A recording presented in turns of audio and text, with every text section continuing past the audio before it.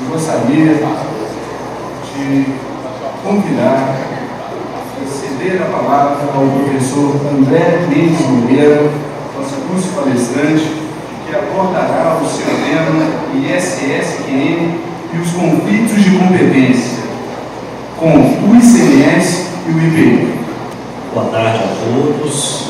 Quero inicialmente saudar o presidente da Comissão de Direito Tributário da OAB Minas Gerais, Dr. João Paulo Fanucchi de Almeida Melo, cumprimentar meus colegas de mesa, na pessoa do seu presidente, o professor José Cordeiro Tamar, caro amigo, e também os meus queridos amigos, professores Alessandra Brandão e Flávio Bernardes, e saudar uma vez mais todos na pessoa do meu direto companheiro, professor Onofre Alves Batista Júnior, com quem tenho a honra de lecionar conjuntamente nos cursos de pós-graduação da UFMG. O tema que nos foi proposto é relativo ao conflito de competência entre os municípios, estados e a União. Conflito, portanto, que envolve o ISS e o ICMS no âmbito estadual e o ISS com o IPI no âmbito federal. Para melhor compreender o ponto, todavia, é necessário dar ou talvez 2 passos atrás, de modo a termos uma compreensão mais ampla do nosso modelo de Estado. Nosso modelo, sabemos, é um modelo federativo. O federalismo surge com a criação dos Estados Unidos da América, no século XVIII, que foi tido como a primeira experiência federativa no mundo. Na verdade, os cientistas políticos consideram o federalismo como a maior invenção da ciência política de todos os tempos. E Alexia Tocqueville, analisando a Federação Norte-Americana, disse que era incrível, louvável, o fato de, por primeira vez, existir o mesmo povo e uma mesma extensão territorial que se sujeitava simultaneamente a 2 ordens jurídicas que sobre ela exerciam a dominação, porém não numa relação conflituosa, como era a regra até então, mas sim numa relação de coordenação e sem que houvesse entre elas uma relação de superioridade. A partir da experiência norte-americana, contudo, já se divisava a pedra de toque no chamado Estado Federal. Um dos federalistas norte-americanos, Alexander Hamilton, disse certa feita, e o Brocardo permanece mais atual do que nunca, que a finança é o princípio vital do corpo político, aquele que lhe sustenta a vida e o movimento, capacitando-o para as suas funções mais essenciais. Não é possível, portanto, e desde já vem o alerta, pensar-se em um Estado federal no qual a relação entre os entes federados deve ser uma relação de coordenação e nunca de subordinação, uma relação, portanto, de igualdade jurídica, no qual o ente federado não possua autonomia financeira. Para que haja federalismo, para que não estejamos diante de um Estado unitário, vigora a chamada lei da autonomia, que exige que cada um dos entes federados seja autônomo. Autônomo do ponto de vista administrativo, autônomo do ponto de vista judiciário, autônomo do ponto de vista legislativo e do ponto de vista político. Mas nenhuma dessas autonomias é plena se não houver autonomia financeira. E a autonomia financeira se desdobra em 3. Tanto na independência para a obtenção de recursos, eis que não pode o Estado, não podem os municípios depender de outorga, de delegações superiores da União Federal para angariar suas próprias receitas, na suficiência dessas receitas e também na eficiência na obtenção desses recursos. Por esse motivo é que, no âmbito da federação, no âmbito do Estado Federal, no qual estamos inseridos desde 1891, com a Constituição Republicana, porém, na qual os municípios somente foram efetivamente alçados à categoria de entes federais autônomos com a Constituição de 1988, sendo certo que alguns constitucionalistas chegaram a negar, mesmo após a Constituição de 88, o caráter de ente federado ao município, como ocorreu nos anos logo após a sua promulgação com o ilustre professor José Afonso da Silva, que pelo fato de não verificar no município a chamada autonomia política, no sentido de participar das decisões do Estado Federal, ao contrário do que ocorre com os estados que se manifestam por meio do Senado Federal, e de não haver tampouco nos municípios a chamada autonomia judiciária, eis que o poder judiciário ou é estadual ou é federal, não reconhecia, até mais ou menos meados da década de 1990, o caráter de ente federado autônomo às municipalidades. Portanto, o município é um verdadeiro sobrevivente. O município é, territorialmente, o menor dos entes federados, mas é apenas nisso que ele difere em tamanho dos estados da União. Juridicamente, e do ponto de vista da teoria do federalismo e da Constituição da República de 88, o município é tão importante quanto a União e tão importante quanto o Estado, razão pela qual recebe diretamente da Constituição, e esse detalhe merece ser registrado, pois a Constituição brasileira é a única Constituição federativa no mundo que atribui diretamente às municipalidades poder de tributar. Não existe nenhum outro Estado federal no qual o fundamento para a tributação municipal, o poder de tributar dos municípios ou a competência tributária, para usar uma expressão continental europeia, seja delegada diretamente da Constituição para a municipalidade. Usualmente a delegação se faz a partir dos estados que já restringem essa competência em atenção aos seus próprios interesses. Portanto, é sob essa ótica que se deve sempre olhar para a tributação municipal.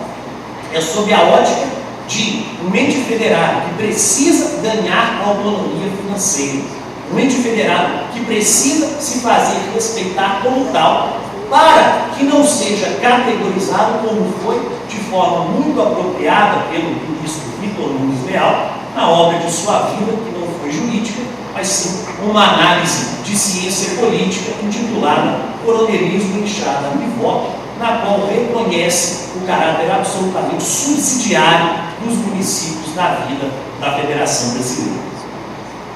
Tendo isso em mente, e valendo-me aqui de um alerta feito pela professora Alessandra Brandão, precisamos também registrar que no Estado brasileiro, o modelo precípio de tributação eleito pelo Constituinte foi a tributação sobre o consumo. Sobre o consumo incide aqui não apenas um único imposto, como ocorre em mais de 150 países do mundo, por meio do imposto sobre valor acrescido, ou, como ocorre nos Estados Unidos, por meio da sale tax cobrada apenas na venda a varejo para o consumidor final. E seguem aqui, na verdade, 5 tributos: o IPI federal, Imposto sobre Produtos Industrializados, o ICMS estadual sobre mercadorias e 2 serviços, o ISS municipal, além das contribuições para o PIS e a COFINS incidentes sobre receitas na venda de mercadorias e na prestação de serviços. É sobre essa matriz, portanto, que se assenta o direito tributário brasileiro.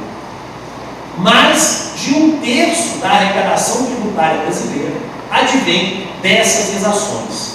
E trazendo aqui um detalhe importante, dos 350 bilhões de reais arrecadados pelos estados no ano de 2012, conforme dados da Receita Federal do Brasil, mais de 300 bilhões correspondem ao ICMS, demonstrando um caráter absolutamente residual do IPVA, que é o Imposto sobre Patrimônio, do Imposto sobre Heranças e Doações e das diversas taxas cobradas pelos estados da Federação. Portanto, é um modelo de tributação sobre o consumo, exatamente como menciona a professora Alessandra Brandão, a antípoda do modelo norte-americano, em que a tributação sobre o consumo é irrisória, mas a tributação sobre a renda das corporações é sim bastante elevada, assim como a tributação sobre heranças e doações é elevada, e se funda a Federação Brasileira.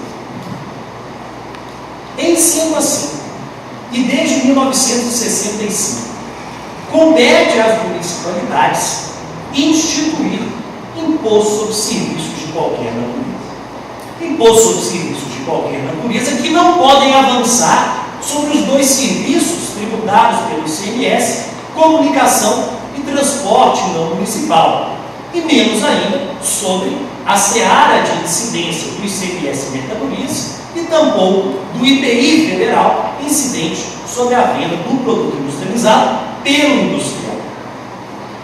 Precisamos, portanto, delinear a hipótese de incidência do IPI, a hipótese de incidência do ICMS e a hipótese de incidência do ISS para identificarmos, naqueles casos concretos que se nos apresentam e serão brevemente expostos a seguir, esses supostos conflitos de competência, pois, na verdade, na Constituição brasileira, que é analítica, muito bem feita, não há conflito de competência.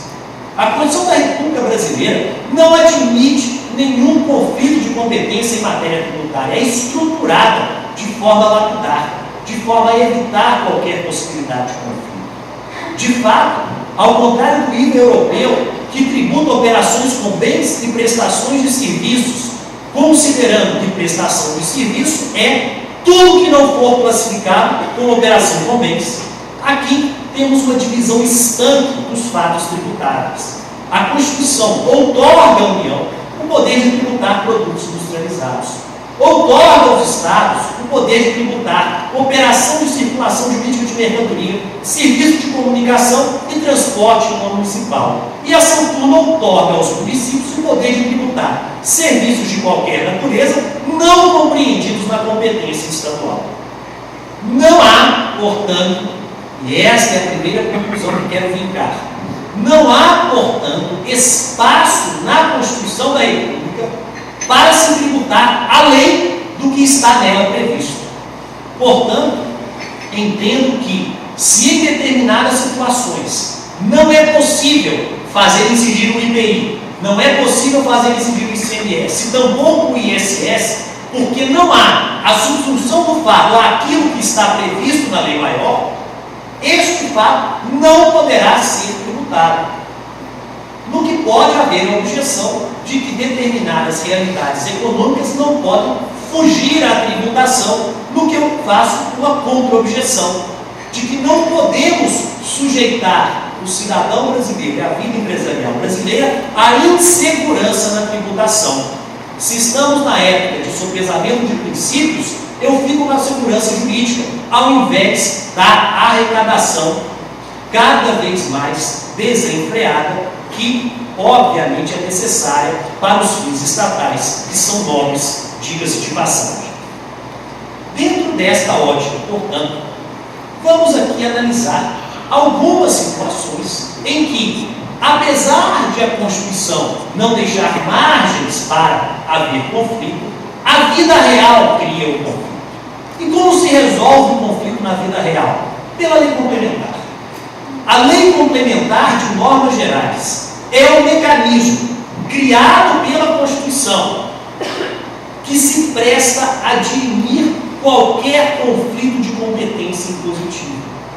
Ciente de que não poderia a Constituição da República delimitar com aquela precisão absoluta que deve haver quando se trata de tributação todos os aspectos do fato gerador do IPI, do ICMS e do ISS, determina a Constituição que esses impostos devem ter seus fatos geradores, bases de cálculo e contribuintes previstos na lei complementar, e mais, que essa mesma lei complementar deve exercer a função de dirimir, na aplicação concreta da lei aos fatos que a vida social sempre está à frente do direito, dirimir qualquer potencial conflito de competência impositiva que possa surgir.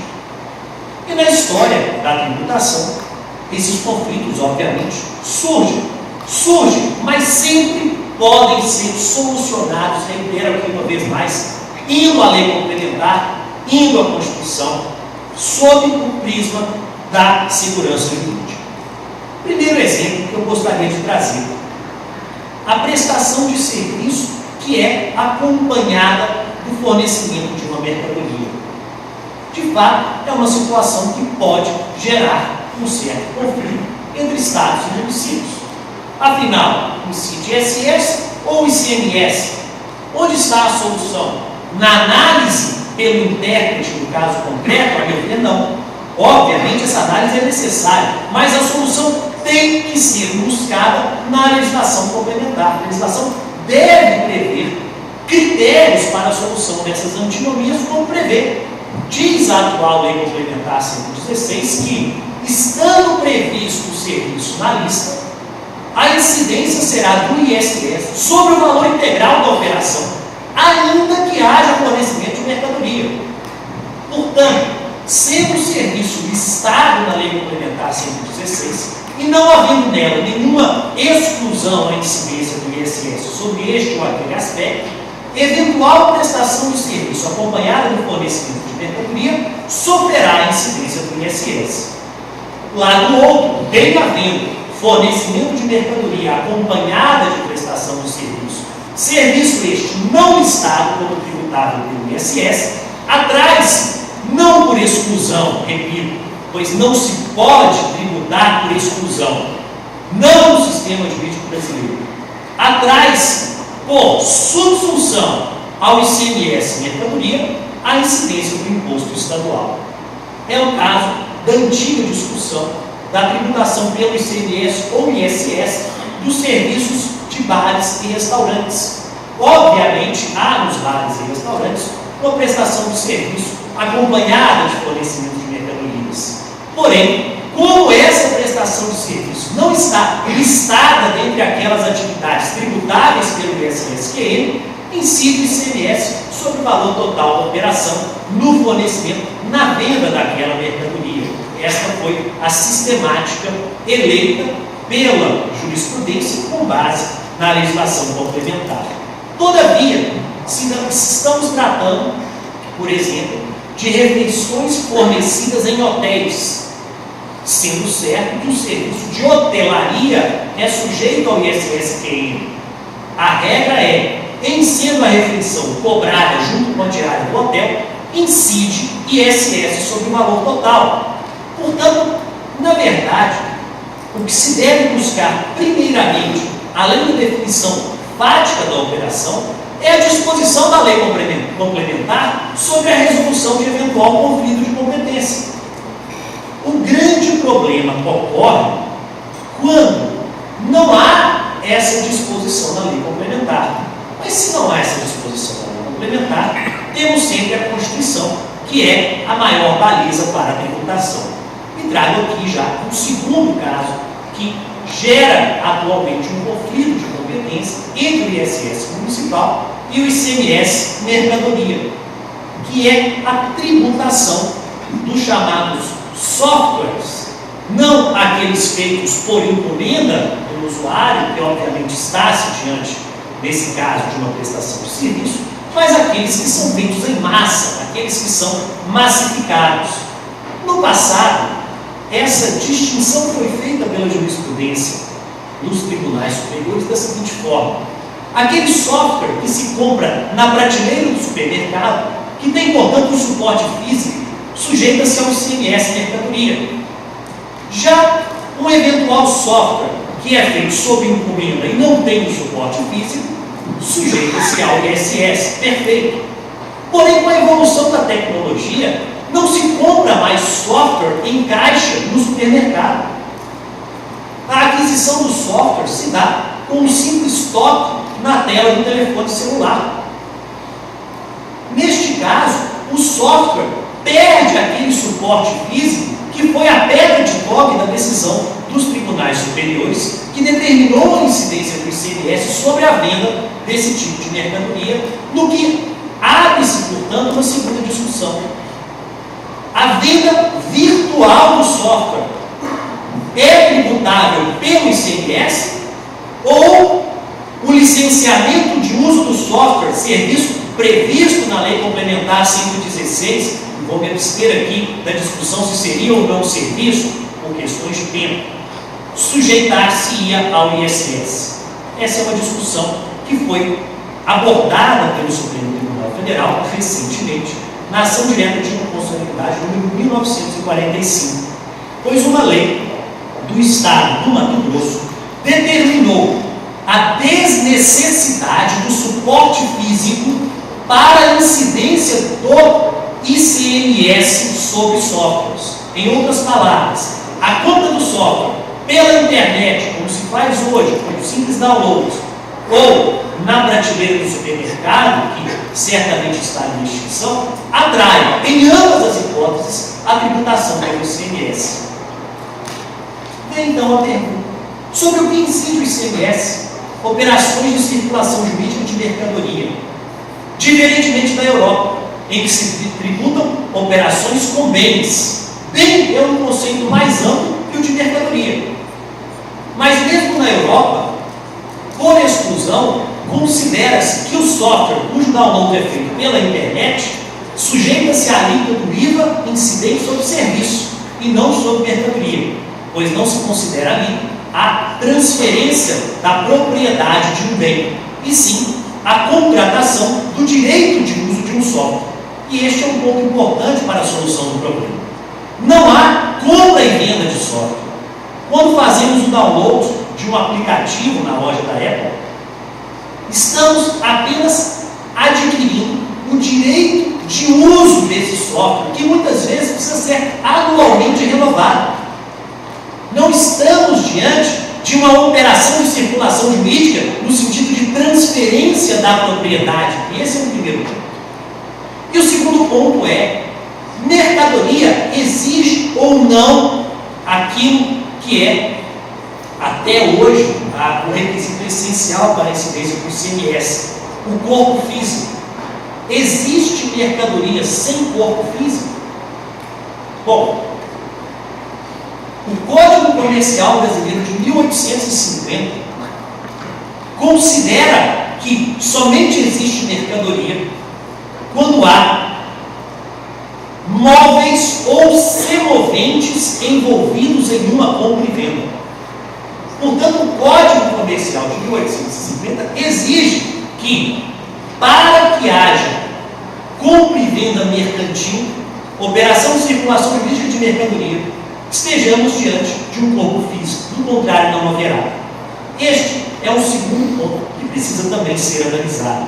Esta exigência seria válida ou não? Qual é o conceito de mercadoria hoje em nossa sociedade?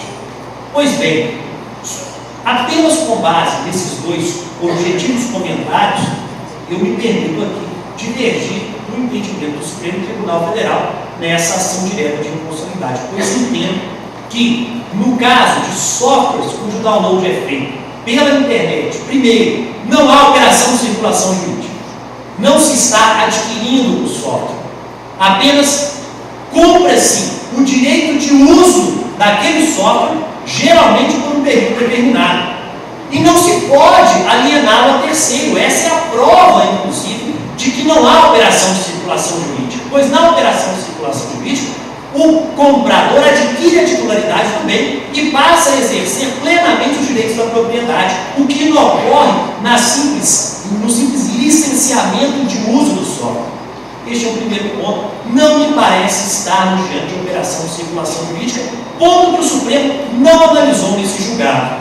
E um segundo ponto, que o Supremo enfrentou e concluiu que, atualmente, o conceito de mercadoria não pode se restringir, de acordo com o Supremo Tribunal Federal, àquele conceito vetusto do Código Comercial de 1850, pois na sociedade moderna do século XXI, nós temos hoje mercadorias incorpóreas, mercadorias virtuais, o que é, obviamente, uma inovação na jurisprudência, no entendimento, tanto que diversos estados da federação possuem em suas legislações do ICMS a previsão de que não incide esse imposto quando a aquisição do software é feita pela via da internet. E também temos um grave problema, e aqui, para além da questão do conflito de competência, acerca do estado competente ou do município competente para cobrar esse imposto. A compra é feita virtualmente de um servidor, muitas vezes situado em outro continente, e o vendedor está situado no Vale do Silício, com quem você firma um contrato no momento em que clica no concordo que aparece na tela do celular. Como se opera, então, o recolhimento desse imposto? A tributação da internet é algo tão complexo que foi editado nos Estados Unidos o Internet Tax Freedom Act para não tributar nenhum tipo de transação pela internet, até que se entenda melhor a forma mais eficiente de se alcançar a riqueza gerada por esse novo mecanismo que já é uma realidade presente em nossas vidas. Passando agora do conflito estadual para o conflito federal. Temos uma divergência quanto a determinadas atividades serem tributadas pelo ISS municipal ou pelo IPI federal. Aqui, a primeira colocação que se deve fazer é a seguinte: o IPI incide sobre venda de produto industrializado, ao passo que o ISS incide sobre prestação de serviço. Portanto, o que é prestação de serviço? É a primeira pergunta que se deve fazer para dirimir esse conflito. Bom, não há na legislação complementar um conceito de prestação de serviço que possa ser aplicado para dirimir esse conflito. Na verdade, o Código Tributário Nacional, em sua redação originária, previa o conceito de serviço. Dizia o Código: considera-se serviço o fornecimento de trabalho a usuários ou consumidores finais. Esse dispositivo foi revogado posteriormente pelas sucessivas leis que desceram a minúcias no tratamento do ISS, deixando o Código Tributário em segundo plano como regrador desse tributo. Porém, fato é que esta definição tributária considera-se serviço o fornecimento de trabalho a usuários ou consumidores finais, pautou as sucessivas leis do ISS que foram publicadas nos anos subsequentes à edição do Código Tributário Nacional. Tanto é que a lista de serviços anterior, a que antecede a atual, previa, por exemplo, a incidência de ISS sobre alguns serviços que geram controvérsias, beneficiamento, secagem, tingimento, corte, recorte, polimento e congêneres de objetos não destinados à industrialização ou comercialização.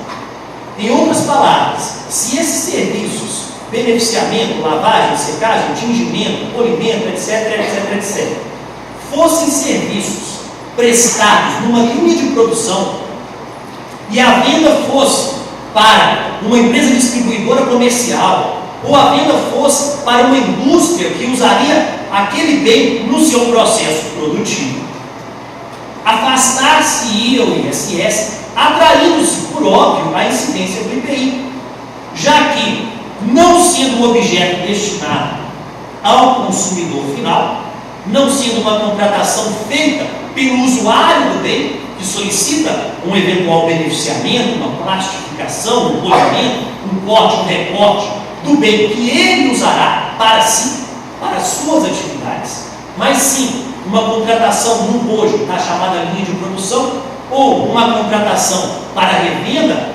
posterior, não poderia haver incidência do ISS, é o que dizia a lista anterior no seu item 72. Essa lógica mudou. E aqui, mais uma vez, está clara a importância da legislação complementar. Uma mudança na lei complementar do ISS pode alargar a competência municipal e reduzir a competência federal. Pode a lei complementar fazer isso? Sim, esse é o seu papel. O seu papel é o de dirimir conflitos de competência. O seu papel é o de dispor de forma clara o alcance do fato gerador de cada imposto previsto de forma genérica por nossa Constituição. Atualmente, não há na lei complementar do ISS esta exigência de venda do bem, ou melhor dizendo, de prestação do serviço para o usuário final, para que o imposto incida. Hoje, a realização de um serviço de beneficiamento, lavagem, secagem, corte, recorte, polimento, etc., de quaisquer objetos, atrai a incidência do ISS e, via de consequência, afasta, no meu entender, a incidência do IPI. Pois, se a Constituição da República traz fatos geradores distintos, instâncias que não se confundem. A lei complementar aclara esses fatos e, em determinado momento, ela alarga a competência municipal dentro daquilo que lhe é permitido fazer, obviamente, pois é muito difícil hoje, como a professora Alessandra bem disse, identificar uma situação na qual se tenha puramente uma prestação de serviço ou puramente uma venda de mercadoria. Tudo hoje, na verdade, é feito em conjunto. Portanto, há uma margem, sim, de operação do legislador complementar quando ele retira essa exigência de prestação do serviço para o usuário final, para que o ISS incida, ele alarga a competência do município e restringe a da União. Pois não podemos ter um imposto incidente sobre venda de produto industrializado incidindo sobre uma materialidade que a lei complementar considera prestação de serviço. Ou é prestação de serviço, ou é venda de produtos industrializados. Portanto, discordo com toda a veemência e, obviamente, respeito daqueles que defendem a possibilidade de incidência conjunta de IPI com o ISS, pois entendo que isso afronta a matriz funcional de repartição de competências tributárias, que atribui serviço ao município e venda de produto industrializado à União. E apenas para concluir, de modo a não gerar nenhuma explosão no quadro aqui de avisos, para os que não estão vendo lá, uma contagem regressiva de quando a empresa aparece. Temos outras situações em que este requisito de prestação do serviço para o usuário final foi extirpado da lei atual. Recalchutagem de pneus, que até a lei anterior atraía a incidência do ISS apenas quando prestado para o usuário final, para o proprietário do veículo. Hoje não. O serviço de recalchutagem de pneus atrai a incidência do ISS, ainda que a venda seja feita para a montadora, ainda que a venda seja feita para aquela que irá utilizar o pneu recalchutado como matéria-prima, como partes e peças para a confecção de um automóvel. Portanto, esses conflitos de competência, ou melhor dizer, esses supostos conflitos de competência em matéria de ISS, como ICMS, como IPI, todos são passíveis de solução à luz da legislação complementar, olhando para o caso concreto. O que não se pode admitir, e isso precisamos combater, é, primeiro, tributação por exclusão. Se naquela atividade há uma prestação de serviço sem fornecimento de mercadoria, mas o serviço não está previsto na lei complementar do ISS, não pode haver incidência do imposto. Isso ocorre todos os dias. Por exemplo, nos serviços de comunicação, que são tributados pelo ISS, pelo ICMS dos estados, e que cada vez mais têm agregados os chamados serviços de valor adicionado, serviços outros que se valem da comunicação, porém não se confundem com a comunicação. Pelo telefone, eu posso hoje fazer 1000 atividades.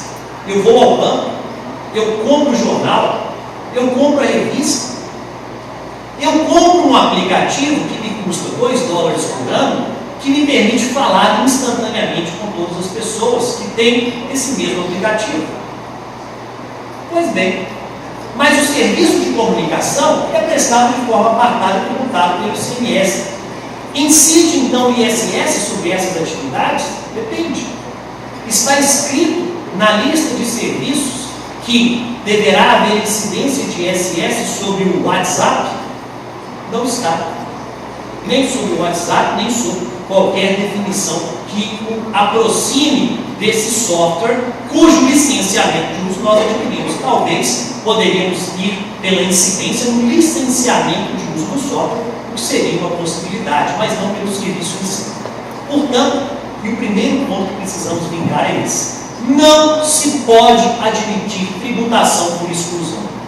Ou o fato é previsto como tributável na Constituição e nas leis complementares, ou não deve haver incidência. E a suposta não tributação de determinadas realidades econômicas, antes de ser injusta para com a sociedade, é adequada para uma sociedade que se esteia na segurança jurídica, que é aquilo que se busca, não só no direito tributário, mas especialmente no direito penal e no direito tributário, considerado, portanto, como um sobreprincípio. E o segundo ponto que precisamos vingar é: não podemos admitir que a teoria de que é possível a incidência conjunta na mesma operação de um imposto sobre serviços e de um imposto sobre produtos progrida. Se a Constituição outorga o poder de tributar sobre serviços aos municípios e a lei complementar dispõe, sem atentar contra a realidade dos fatos, que aquela operação consiste em um serviço, é, portanto, o ISS que deverá incidir. Ou é serviço, ou é mercadoria. Não pode ser os dois, ao menos não para fins de tributação, no modelo jurídico adotado pela Constituição. Sendo isso que tinha para expor, agradeço uma vez mais e me coloco à disposição de todos para